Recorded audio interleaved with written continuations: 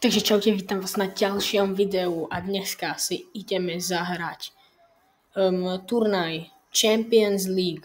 No celý názov sa sem nezmestil, tak som to musel takto spojiť. Ale ide o to, že ideme si zahrať Champions League. No a dneska budeme hrať Champions League, ale iba španielské týmy. No a vybral som si 8 tímov, za ktoré budem hrať: Atletico, Barcelona, Real Betis, Sevilla, Real Madrid, Athletic Bilbao, Villarreal a Real Sociedad. Takže teraz si pre vás pekne odsimulujeme celú časť a ukážem vám, ako to dopadne. Takže ako vidíte, už nám tu ubehol nejaký ten čas a máme tu už pekne 8 finále, kde sa dostal Atletico, ktoré bude hrať s Gironou, Sevilla s Betisom, Madrid s Osasunou, Atletico Bilbao s Zaragozou, Getafe a Real Valladolid, Barcelona, Valencia, Sociedad, Mallorca a Villarreal Alaves.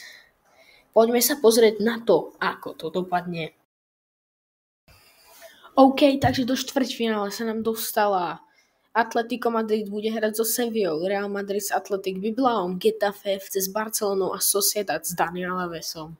8 finále nedopadlo úplne najlepšie a už vôbec nie najlepšie pre Real Betis a pre Villarreal FC, ktorí úplne v pohode vypadli. Takže v semifinále máme Atletico Madrid na Real Madrid, FC Barcelonu a Real Sociedad. Takže nakoniec vo finále je Atletico de Madrid proti FC Barcelone. Veľmi zaujímavé.